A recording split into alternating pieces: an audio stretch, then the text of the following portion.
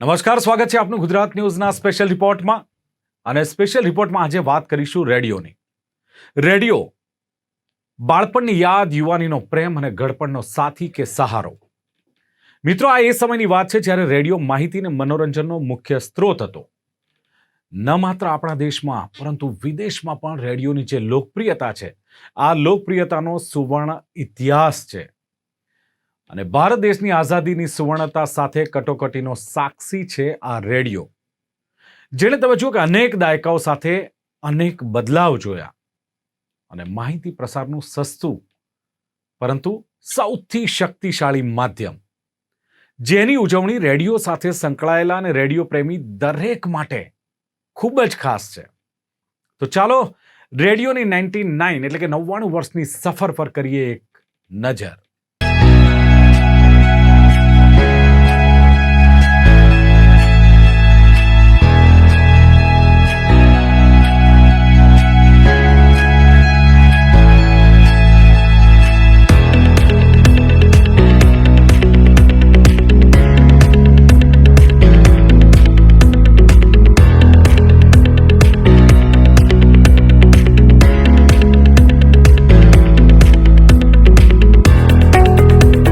મિત્રો, એક સમય હતો કે જ્યારે સવાર પડે ને સવાર પડતાની સાથે જ રેડિયો શરૂ થાય અને મનપસંદ ગીતની ફરમાઈશ માટે રાહ જોવાય. દુનિયાની જે તમામ ગતિવિધિઓ છે એની પર ક્યાંક નજર રખાય. અને આ એ સમય હતો કે જ્યારે ઘર, ઓફિસ હોય કે ઘર હોય કે જાહેર રસ્તા, આની પર રેડિયોનું એક હથ્થું શાસન જોવા મળતું. અને મનોરંજન માટેનું એકમાત્ર માધ્યમ, સમાચાર હોય, ક્રિકેટ કોમેન્ટ્રી હોય, મનોરંજન પીરસતા મનપસંદ ગીતોનું સરનામું, એટલે કે જૂના દિવસોની મીઠી યાદ જો કોઈને કહીએ ને તો એ છે રેડિયો. અને જે રેડિયો મનને ખુશ અને આત્માને તૃપ્ત કરતો. અને જ્યારે આજે મનોરંજનના અઢળક પ્લેટફોર્મ છે અને આ અઢળક પ્લેટફોર્મ હોવા છતાં પણ સાચું કહું, એ સંતુષ્ટિ મળતી નથી. અત્યારે રેડિયોની જે રીતની લોકપ્રિયતા છે એ સમયે કદાચ રેડિયોની લોકચાહના વિશે વાત કરવી એટલે ડાઉન ધ મેમરી લેન માં લટાર મારવા જેવું થશે. અમે રેડિયોનો એ સમય નોંધ્યો છે, જોયો છે, જ્યારે તેની લોકપ્રિયતા આસમાને હતી. રેડિયો જોકીઝ એ લોકલ સેલિબ્રિટીઝ કહેવાતા હતા અને તેમને મળવા માટે કે તેમની વાત જાણવા માટે કે તેમનું મંતવ્ય સાંભળવા માટે શહેરની જનતા, શહેરનો નો એક આમ યુવા વર્ગ ખાસો ઉત્સાહિત રહેતો હતો. એમને મળવા માટેના જાત જાતના એ લોકો જેને કહેવાય કે ઉપાયો શોધતા હતા કે કોઈક રીતે ફલાણા આરજેને કે ફલાણી આરજેને મળી શકાય, તેની સાથે મનની વાત કરી શકાય. પેલા કોલિન કાર્યક્રમોમાં પણ જાણે કે રેડિયોના આરજે સાથે વાત કરવાની એક ખાસ ચાહત મમત રહેતી. એટલે રેડિયોની લોકચાહના અમાપ છે, અસીમ છે. એનું કારણ એ છે કે રેડિયો છે ને એ સામાન્ય માણસ માટે બહુ એક્સેસિબલ માધ્યમ છે. બહુ જ નગણ્ય સાધનો સાથે તમે રેડિયોને સાંભળી શકો છો, રેડિયો સાથે જોડાઈ શકો છો. અને કોઈકનો ચહેરો દેખાય એ આમ બહુ મહત્વની ઘટના છે, પણ રેડિયોમાં ચહેરોનો લોપ થઈ જાય છે, ચહેરાઓનો લોપ થઈ જાય છે. એટલે માત્ર અવાજ અને અંદાજ અને અભિવ્યક્તિ તમારા સુધી પહોંચે છે, મંતવ્ય, ઓપિનિયન જેને કહેવાય છે. અને એ જેટલું અસર કરે છે ને એટલું બીજું કોઈ કદાચ નથી કરતું એવું મારું માનવું છે. એટલે રેડિયોની એ સમય પણ હતો, એ દોર પણ હતો જ્યારે રેડિયો સાંભળીને લોકો પોતાના જીવનની દિશા અને દશા બંને તય કરતા હતા, કેટલાક નિર્ણયો લેતા હતા, સંબંધોની જેને કહેવાય કે નાની મોટી ઝીણવટથી, બારીકાઈથી જોવાની નજર કેળવતા હતા અને એકબીજાની સાથે રહેવાની થોડી વધારે કોશિશ કરતા હતા. સમાજને, સમાજ જીવનને, નાગરિક જીવનને, શહેરી જીવનને, આપણી ફરજોને, જવાબદારીઓને રેડિયો થોડું વધારે ઇંગિત કરતો હતો. અને આ લોકચાહના દ્વારા એણે ઘણા સુંદર કામો કર્યા છે. એટલે રેડિયોનો એ દોર તો અદ્ભુત છે. જ્યારે આના વિશે વાત કરું તો ઘણી લાંબી વાત કરી. મિત્રો, તમને એમ થાય કે રેડિયોની વાત કેમ, તો દર વર્ષે 13 ફેબ્રુઆરીએ વિશ્વ રેડિયો દિવસ ઉજવવામાં આવે છે. હેતુ હું આપને કહી દઉં કે અભિવ્યક્તિની સ્વતંત્રતા, જાહેર ચર્ચા અને શિક્ષણના પ્રસારમાં રેડિયોના મહત્વને સમજાવવાનો છે. હવે આ જ અંતર્ગત વર્લ્ડ રેડિયો ડેની આ વર્ષની થીમની વાત કરીએ તો રેડિયો ડેની આ વર્ષની થીમ છે રેડિયો એન્ડ ક્લાઇમેટ ચેન્જ. હવે જે આકસ્મિક સ્થિતિ સમયે રેડિયોના મહત્વને ઉજાગર કરશે. કુદરતી હોનારતમાં સંદેશા વ્યવહારનું સશક્ત માધ્યમ આજે પણ રેડિયોને જ માનવામાં આવે છે અને જે સંદેશા વ્યવહારને વધુ સુદૃઢ કરે છે. 2001થી હું રેડિયોમાં ઇન્વોલ્વ થયેલો છું. 2001 એટલે એ સમય જ્યારે MP3 પણ નહોતું અને ઇન્ટરનેટ સાવ સ્લો હતું, અને એ સમયમાં રેડિયો ઇન્ડિયામાં, ભારતમાં આખું એક નવી જાતની એક રેવોલ્યુશન લાવ્યું હતું. અને એ વખતે રેડિયો વોઝ વેરી ન્યૂ, અને નવા ગીતો સાંભળવા હોય, નવી વાતો સાંભળવી હોય, ઇન્ટરેસ્ટિંગ રીતે વાત સાંભળવી હોય, એ બધું અમે લોકો એક રેવોલ્યુશનના ફોર્મમાં પ્રાઇવેટ FM માં લાવ્યા હતા. રેડિયો ઓફકોર્સ ત્યારે એવું યુનિક હતો કે ત્યારે તમારી પાસે કોઈ ન્યૂઝ સાંભળવો હોય, કોઈ વ્યૂઝ સાંભળવો હોય, તમારે કોઈ શોપિંગની વાતો સાંભળવી હોય, કોઈ ઇન્ટરેસ્ટિંગ એનેક્ડોટ્સ હોય. એ જમાનામાં વોટ્સએપ નહોતું એટલે ફોરવર્ડ્સ નહોતા, એટલે તમારે હ્યુમર, જોક્સ, સ્ટેન્ડઅપ કોમિકનું ઇન્સ્ટન્ટ ઓપોર્ચ્યુનિટી હોય, બધું રેડિયો પર થતું. ધીરે ધીરે વર્ષો વીતતા ગયા એમ નવા ટેકનોલોજી આવવા માંડી, અને રેડિયો તો પણ હજી ઇમ્પોર્ટન્ટ લોકોને રહ્યો હતો અને રહ્યો છે. નવા જાતના RJs આવ્યા હતા, વિચ બીકેમ ધ ન્યૂ. એ જમાનામાં ઇન્ફ્લુએન્સર્સ હતા ને એ લોકો નવા બહાર આવ્યા હતા માર્કેટમાં. They start taking a lot of pride in getting people together. So એ જમાનામાં એવું હતું જ્યારે મને યાદ છે, બોલિવૂડના સ્ટાર્સ આવે ને આપણો લોકલ રેડિયો RJ આવે તો RJને એ લોકો વધારે રિલેટ કરી શકતા. RJ સાથે લોકો વાત કરતા, RJને લોકો ફોટો પડાવતા, અને બોલિવૂડ સ્ટાર્સ રિયલાઇઝ કરતા કે આ કોણ છે, લોકલ સેલિબ્રિટી. સો રેડિયોએ ઘણું બધું આપ્યું છે. ઓફકોર્સ અમને તો આપ્યું જ છે, પણ ઓવરઓલ નવી જાતની કોન્ટેન્ટ આવી છે, નવી જાતના ગીતોની લોન્ચની પ્લેટફોર્મ બન્યું છે, અને private FM overall has given a lot of listening pleasure. જે આખું રેડિયો મીડિયમ સાવ કમ્પ્લીટલી ખતમ થઈ ગયું હતું, કે રિવાઇવ થયું અને આખું નવે રીતે આગળ વધ્યું. મિત્રો, રેડિયોના ઇતિહાસની વાત કરીએ અથવા તો ભારતમાં રેડિયોની વાત કરીએ તો અંગ્રેજોના સમયમાં કોંગ્રેસ રેડિયો અને આઝાદ હિન્દ રેડિયો વગેરે દ્વારા લોકો સુધી માહિતી પહોંચાડવાનું કામ થતું હતું. એટલું જ નહીં, 15 ઓગસ્ટ 1947ના રોજ જ્યારે ભારત દેશ આઝાદ થયો ત્યારે તમે નહીં માનો, એની જાહેરાત રેડિયો પર કરવામાં આવી. અને એ સમયે પંડિત જવાહરલાલ નહેરુ એમણે એક ભાષણ આપ્યું ને જે ટ્રીસ્ટ વિથ ડેસ્ટિની તરીકે ઓળખાય છે. અને આવી તો કેટલી યાદગાર ક્ષણો છે કે જે રેડિયો દ્વારા ઉજવવામાં આવી. દર ગુરુવારે આપણી મુલાકાત થાય છે રાતના 8 થી 10 કલાકે ગુજરાતી કાર્યક્રમ ગીતમાલા ઉપર.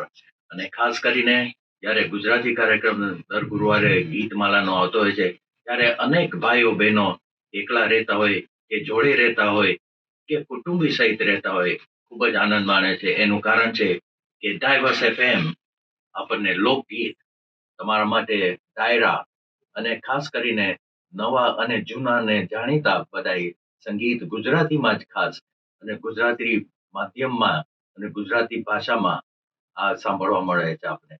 ડાયવર્સ FM આજે વર્ષોથી ચાલી રહ્યું છે, અને આપનો સાથ અને સહકાર આવી રીતે મળે છે, અને પ્રેમ ભાવ એમાં એ ખાસ કરીને જ્યારે ગુજરાતી ભાષાનું મહત્વ કેમ એના માટે થઈને ખાસ આ ગુજરાતી રેડિયો આટલા વર્ષોથી ચાલી રહ્યું છે.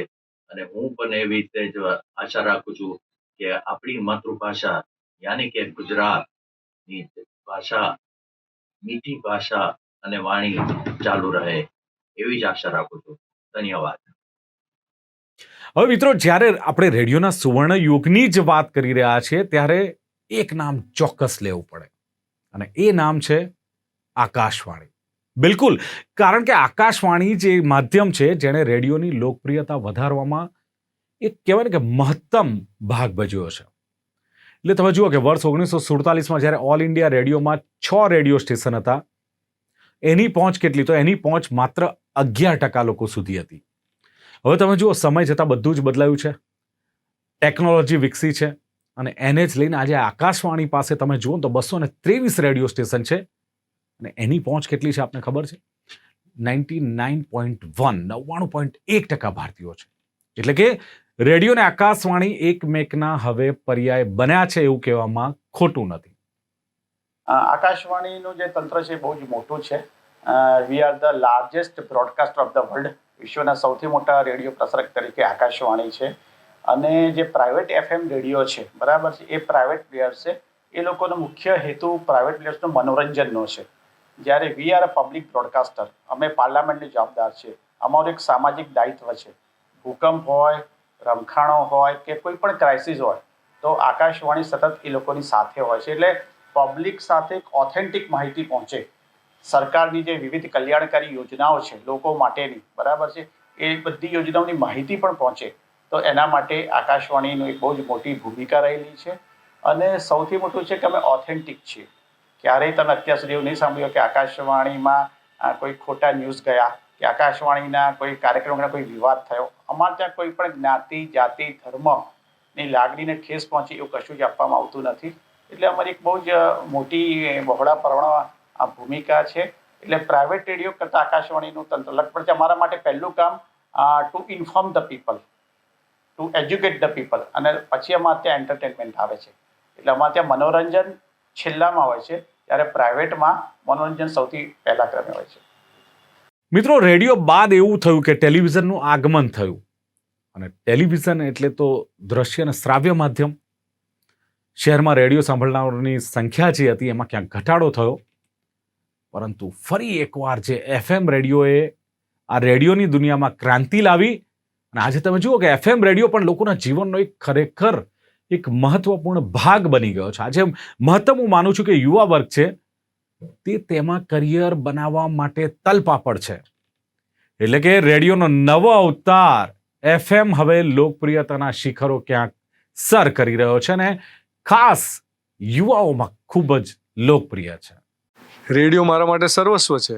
રેડિયો એ એવું માધ્યમ જેણે મને મારી ઓળખ આપી, જેણે મને આખા શહેર સાથે, ગુજરાતની જનતા સાથે, વિશ્વમાં જ્યાં જ્યાં ગુજરાતીઓ વસે છે એમની સાથે જોડાવામાં, મારા અવાજ થકી, મારા વિચારો થકી, મારી લાગણીઓ એમના સુધી પહોંચાડવામાં મને મદદ કરી.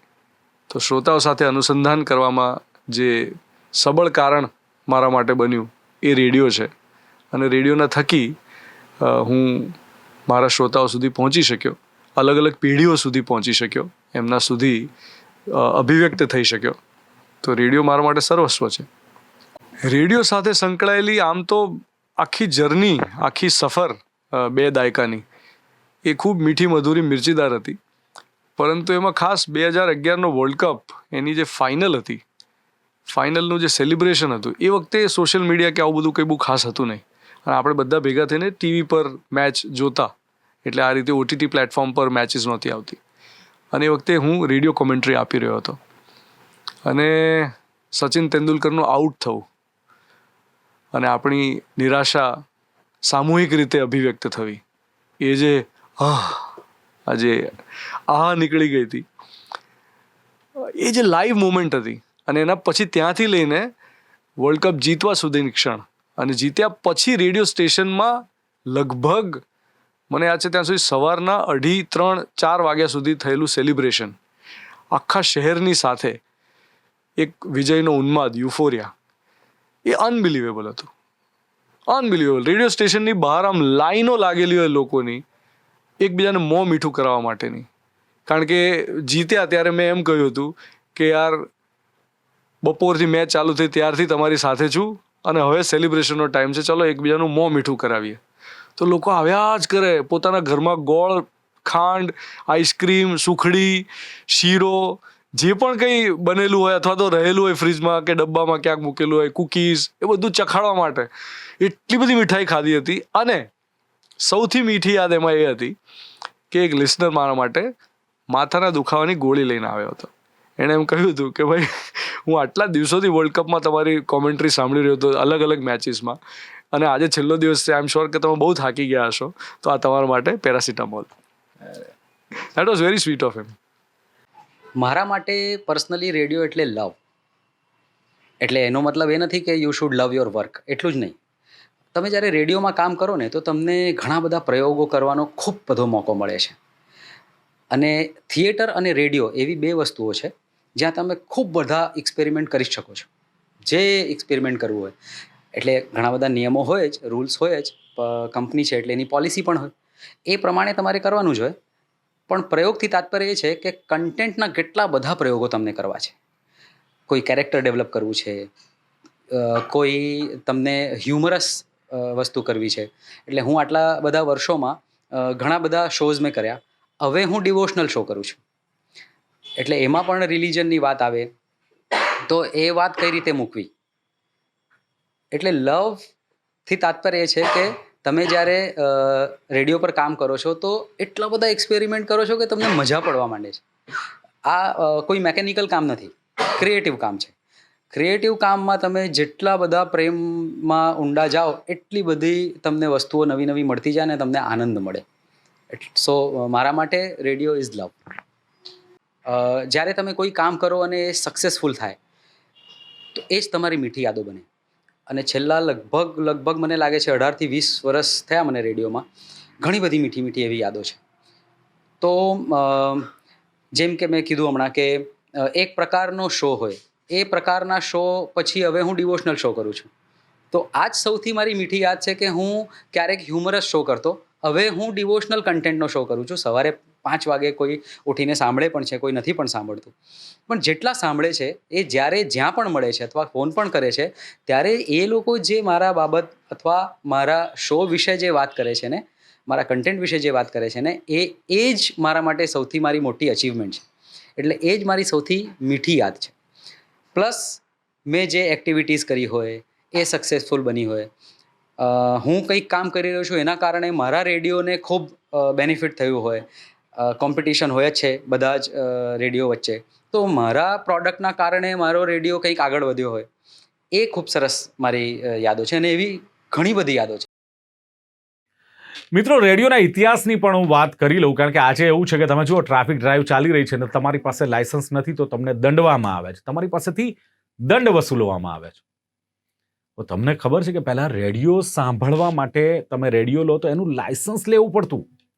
બિલકુલ પહેલા જેમ કે સાયકલ ચલાવવા માટે લાયસન્સની જરૂર પડતી, એમ તમારે જો રેડિયો લેવો છે અને સાંભળવો છે લઈને તો તમારે લાયસન્સ લેવું પડતું.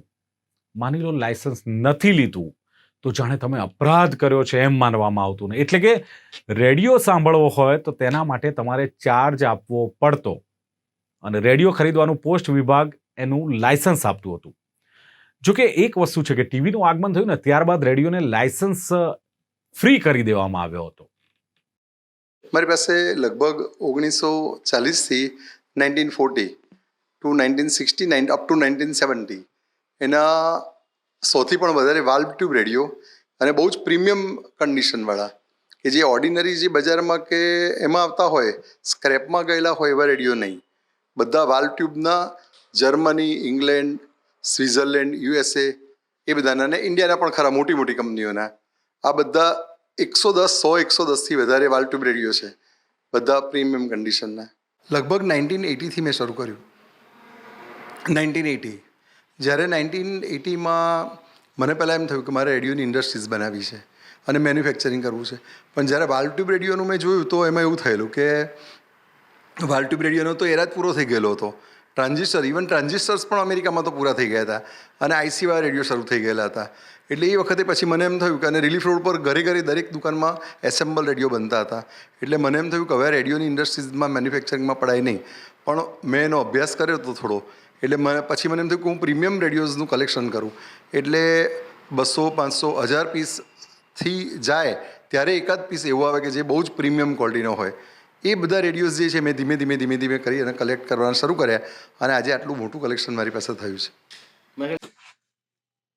મારા માટે રેડિયો, હવે આનો જે જવાબ છે ને એ આમ તો ઘણા બધા જવાબો હોઈ શકે, પણ હું તમને એ જવાબ આપીશ કે જે જવાબ મેં આરજે હન્ટ ના વખતે આપ્યો હતો. આરજે હન્ટનું ઓડિશન ચાલી રહ્યું હતું ને ત્યાં મને આ જ સવાલ પૂછવામાં આવ્યો હતો કે તારા માટે રેડિયો શું છે, અને મેં જવાબ આપ્યો હતો કે radio is entertainment for me. કોઈ પણ રીતે હું કોઈકને એન્ટરટેન કરી શકું છું, દેટ ઇઝ રેડિયો. પણ આટલા સમય સુધી રેડિયો કર્યાના બાદ હું એવું કહીશ કે રેડિયો ઇઝ કનેક્શન. તમે કોઈના હૃદયને સ્પર્શી શકો એ રેડિયો છે.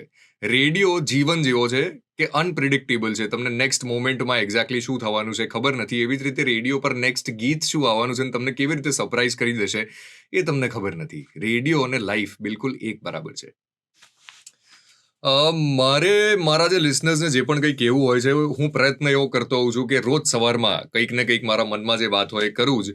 પણ જો આજનો સ્પેશિયલ દિવસ છે, મારે આજના દિવસે લિસનર્સને કંઈ કહેવું હોય તો એ જ છે કે જ્યારે મેં રેડિયો જોઈન કર્યો હતો ત્યારે મને બહુ જ સિન્સિયર અને સિવિયર ડાઉટ્સ હતા કે ઓડિયન્સ મને અપનાવશે કે નહીં અપનાવે, મારો અવાજ જ્યારે લોકો સુધી પહોંચશે, મારી વાતો એમને ગમશે નહીં ગમે, એક્સેપ્ટન્સ લેવલ કેટલું હશે. બટ મારે જો કોઈ એક વાત કહેવી હોય તો એ છે થેન્ક યુ કે તમે મને અપનાવ્યો છે. મારી વાતો લકીલી હોપફુલી તમને ગમી છે અને આવી જ રીતે એક્સેપ્ટ કરતા રહેજો. હું જે પણ કંઈ નવું નવું લાવતો રહું. A very happy world radio day to all of you. હવે મિત્રો, આ તો વર્લ્ડ રેડિયો ડે છે એટલે હું તમને આ બધી વાત કરી રહ્યો છું, પરંતુ જો તમારે સાચી માહિતી રેડિયોની જોઈતી હોય, રોચક અને રોમાંચકારી કિસ્સા જો તમારે સાંભળવા હોય, તો તમારે ઘરના વડીલો પાસે જવું, કે જેની પાસે રેડિયો હોય ને એનો કેટલો આમ રુતબો હોય, એની પાસે કેટલી ટણી હોય. તમે સાંભળવા જાઓ એટલે એની ઈચ્છા પ્રમાણે જ વોલ્યુમ થાય, એની ઈચ્છા પ્રમાણે જ સ્ટેશનો ચેન્જ થાય. તમારું ન ચાલે. એક રોમાંચ હતો મિત્રો. અને એ સમયે હિન્દી ગીતો છે કે ક્રિકેટની કોમેન્ટ્રી છે, આ બધું સાંભળવા માટે છે ને લોકો ટોળે વળતા હતા. રેડિયો એક જ હોય પણ તમે જુઓ તો આજુબાજુ લોકો ટોળે વળ્યા. શું થયું છે ખબર પડે કે વચ્ચે રેડિયો છે, ક્રિકેટની કોમેન્ટ્રી ચાલી રહી છે અથવા ગીતો લોકો સાંભળી રહ્યા છે. અને શરૂઆતમાં તો તમને ખબર નહીં હોય કે રેડિયો છે ને ધનિકોનું પ્રતીક ગણાતું. જે ધનિક હોય, સુખી સંપન્ન હોય, એની પાસે રેડિયો હતા. પણ સમય પસાર થતો ગયો અને મનોરંજનનું એક માધ્યમ બન્યું.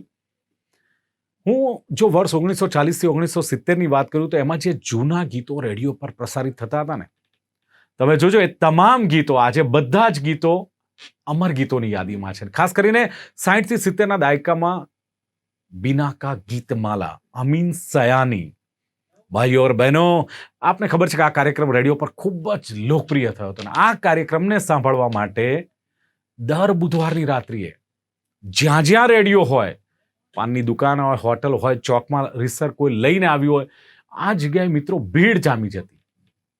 અને આ છે એક અવિસ્મરણીય રેડિયોની યાદ.